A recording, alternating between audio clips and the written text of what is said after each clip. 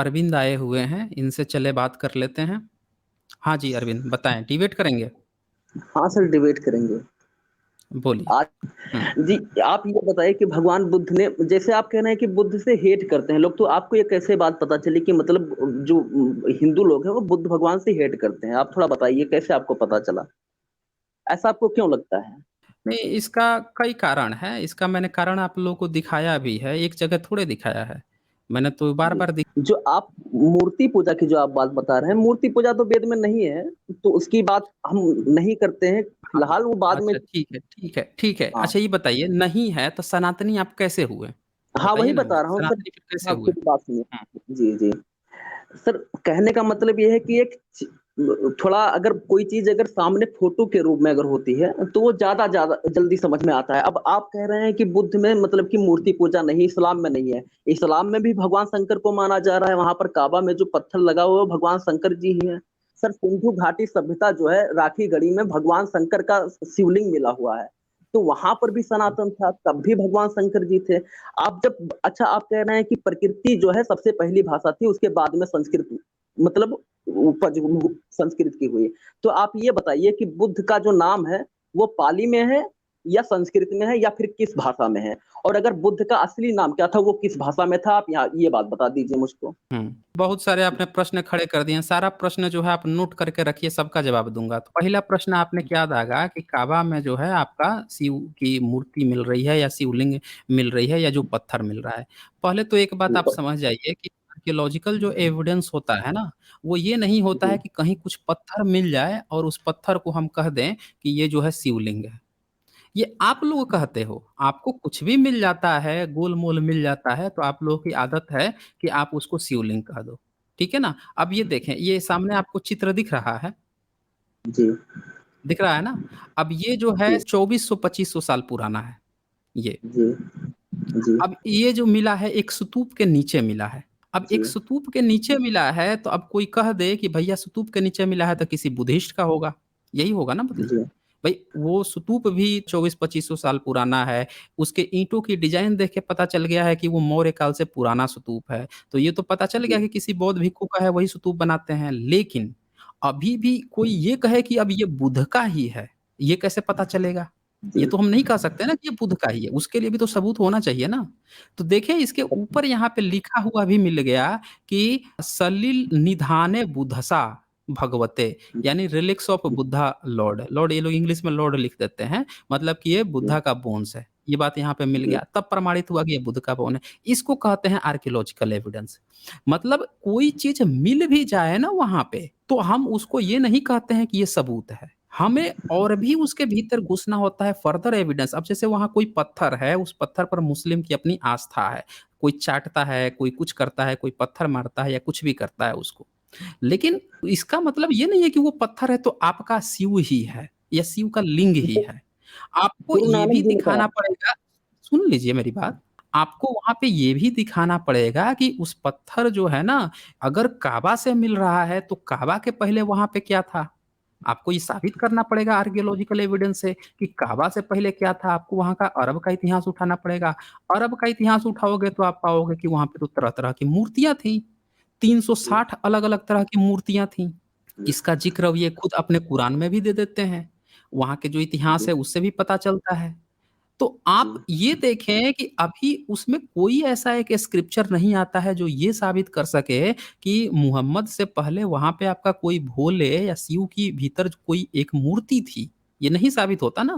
तो ये ज़रूर जी, बात होती है कि 360 वहाँ पे मूर्तियाँ थीं, लेकिन शिव की ही एक अकेली मूर्ति थी, वही बच गई, वही है, ये नहीं साबित होता।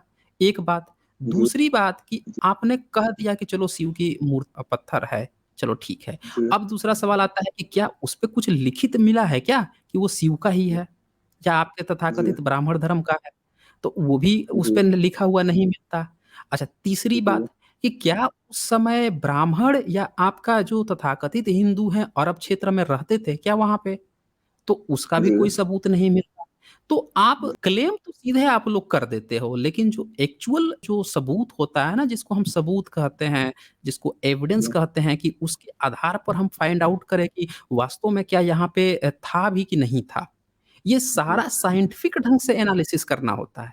तो जी, आप लोग इस पे ध्यान नहीं देते हो ना, यही चक्कर है। जब इस पर ध्यान दोगे तब आपको पता चलेगा। अच्छा ये एक बात हो गई। इसके अलावे आपने जी, क्या कहा कि सिंधु घाटी सभ्यता में आपका शिवलिंग मिल गया। अब यहाँ पे जी, एक और सवाल खड़ा होता है कि हम जी, मैं साइंटिफिक दिखा रूप से दूँगा। देखें नहीं आप जी, दिखाएँगे, मैं भी मुझे भी तो दिखाने दीजिए ना।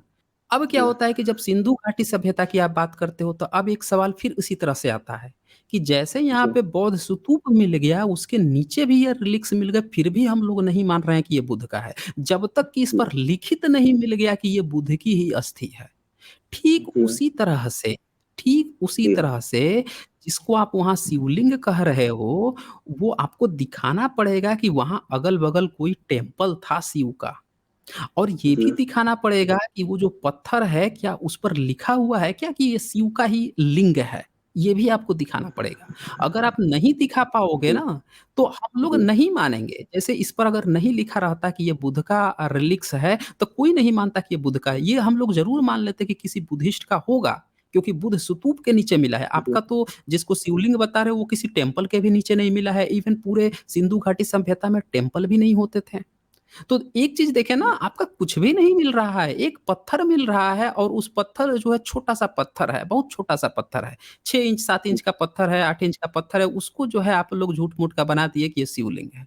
जबकि पूरा अच्छा, वहाँ का हिस्ट्री और एक चीज़ और, यहाँ पे जी, ये डिफाइंड है कि 2600 साल पहले जो है बुद्ध थे और उनके जी, समय ड्यूरेशन भी मैच कर रहा है। आप लोगों को तो सिंधु घाटी सभ्यता का इतिहास भी नहीं पता है। आपके किसी अच्छा, धार्मिक ग्रंथ में उनका ज़िक्र नहीं है।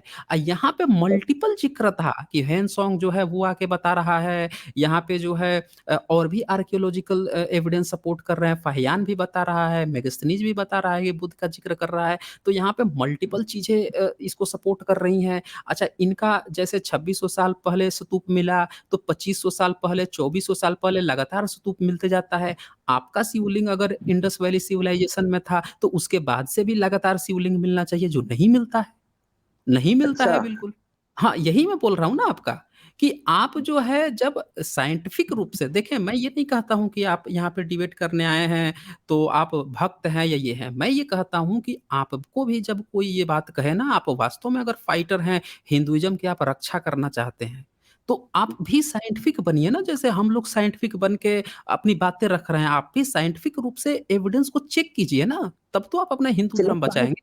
चलिए साइंस है पर बात कर लेते हैं थोड़ा-सा। नहीं, सर आप साइंस कीजिएगा जो बात। है नहीं, 1 मिनट रुकें, आप कीजिएगा बात। मेरी जी, बात पहले समझें आप। जैसे मैंने आपको जी बताइए। बताया एविडेंस पहचानना, अगली बार जब जी, आप किसी को ये क्लेम करें ना कि भई इंडस वैली में ये मिल गया, वहाँ मिल गया, तो साइंटिफिक रूप से हर पहलू को देखें।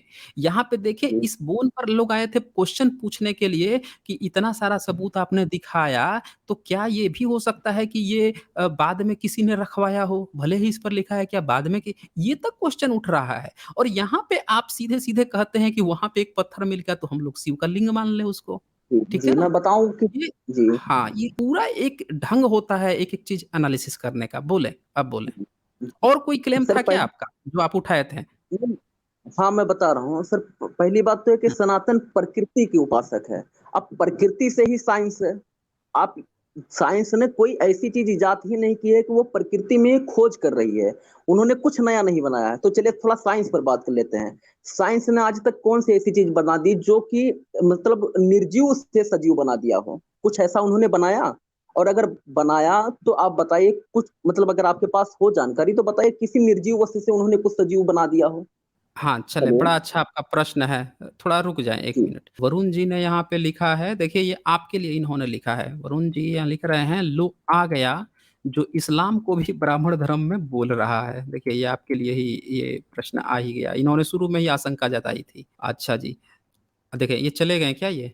अरे भाई साहब इन्होंने कुछ वरुण जी आपने क्या लिख दिया? देखिए आपने तो कॉलर को भगा दिया। अरे अरविंद जी इसमें क्या है भाई साहब? वरुण जी ऐसा ना करें देखिए आपने इतना खतरनाक मैसेज कर दिया आपने लिख दिया यहाँ पे कि लो आ गया जो इस्लाम को भी ब्राह्मण धर्म बोल रहा और वो भाग गए अरविंद जी भाग गए। हैं? अभी वो डिबेट करने के लिए राज़ी हुए थे आगे अभी साइंस बोल रहे थे पता नहीं क्या उसमें कोई बात नहीं आए तो नहीं है मैं वेट कर रहा हूँ। फिलहाल इनका जो प्रश्न था उसका जवाब दे देता हूँ। इन्होंने कहा कि साइंस क्या इतनी तरक्की कर गया है कि कोई निर्जीव को सजीव बना दे। तो देखें, जो प्रश्न आप दूसरे पर उठाते हैं, जैसे इस्लाम पे उठा दिया कि वहाँ का पत्थर है तो शिव है, या इंडस वैली में कोई पत्थर मिल गया उसको आपने शिवलिंग बना दिया। तो ठीक यही सवाल आपने धर्म से करना चाहिए। साइंस ने कभी ये क्लेम थोड़े किया है कि इसने दुनिया बना दी, इसने जो है पूरी दुनिया को बनाया, नियम बनाया, इंसान बनाए, हर चीज़ बनाया, ये चाहता है तो ये होता है, नहीं तो ये दंड दे सकता है, ये स्वर्ग नरक करता है, कर्म का फल देता है, भोगता है, ये सब तो बात कहता नहीं है साइंस। तो क्यों उस पे आप हर चीज़ थोप रहे हो कि वो ये करके देगा, वो ये करके देगा? अरे भैया, उसने कभी नहीं कहा कि वो खुद से करता है, वो कहता है कि आप इंसान हो, जैसा मुझे प्रयोग करोगे वैसा मैं चलूँगा। अच्छे में प्रयोग करोगे, अच्छे में चलूँगा, खराब में प्रयोग खराब में चलूँगा। डिसीज़न साइंस खुद से थोड़े लेता है। आप लोगों ने अपना जो ईश्वर बनाया है, गॉड बनाया है, वो खुद से डिसीज़न लेता है। ये अंतर समझें। यहाँ साइंस जो है एक निर्जीव चीज़ है जिसका उपयोग हम लोग खुद कर रहे हैं। हम लोग कर रहे हैं ना साइंस का उपयोग। यहाँ पे आपके यहाँ क्या है कि ईश्वर जो है वो सुप्रीम है, वो आपका उपयोग कर रहा है। तो वो अगर निर्जीव को सजीव बना सकता है, उससे आप बनवा सकते हैं। यहाँ साइंस कुछ नहीं कर सकता, यहाँ हमें करना होगा। आप हमसे कहिए कि क्या मैं बना सकता हूँ? ठीक है ना? क्योंकि हम लोग साइंस का प्रयोग कर रहे हैं ना, या साइंटिस्ट से कहिए कि क्या आप ज़िंदा कर सकते हैं? ये सटीक सवाल होता है। साइंस निर्जीव है, आपका ईश्वर सजीव है। आप उससे कह सकते हैं कि भैया तुम जो है इतने शक्तिशाली हो तो किसी मिट्टी को इंसान मेरे सामने बना के दिखा दो, तो मैं तुमको मान लूँगा। ये आपका प्रश्न ना उससे होना चाहिए था। तो आप गलत ढंग से मुझसे कर रहे थे। चलें, ख़ैर चले गए तो चले गए। अच्छा, वरुण जी ने रिप्लाई में फिर कुछ लिखा है, ये भी पढ़ देता हूँ मैं। ये लिखते हैं कि टुन्नी logic my son has 2 hands, you have 2 hands, so you are my son. पूरी दुनिया के sons are my sons, lol. हाँ, ये इनका यही कहना था कि कहीं भी पत्थर दिख जाए तो उसको बोल दो कि ये हमारे शिव ही हैं। गोल पत्थर दिख जाए, कह दो शिवलिंग है। अब इनके आप वेद को पढ़ें ना, इनके वेद को पढ़ें तो ये अपने वेद में दिखाते हैं कि उसमें लिंग पूजा का विरोध है। आर्य समाज ने जो अपना वेद बनाया है उसमें कहता है कि हमारे वेद में लिंग पूजा का विरोध है। और ये लोगों को ये नहीं पता है कि भैया जब आपके लिंग पूजा का ही विरोध है तो किस मुंह से उठ के आप दुनिया भर में ये बताते फिर रहे हो कि लिंग जो है वो आपका है। कैसे आपका हो गया लिंग? जब वेद ही लिंग का विरोधी है तो शिव का लिंग आपका कैसे हो गया? इनमें खुद ही इतना विरोधाभास है जो ये लोग नहीं समझ पाते हैं।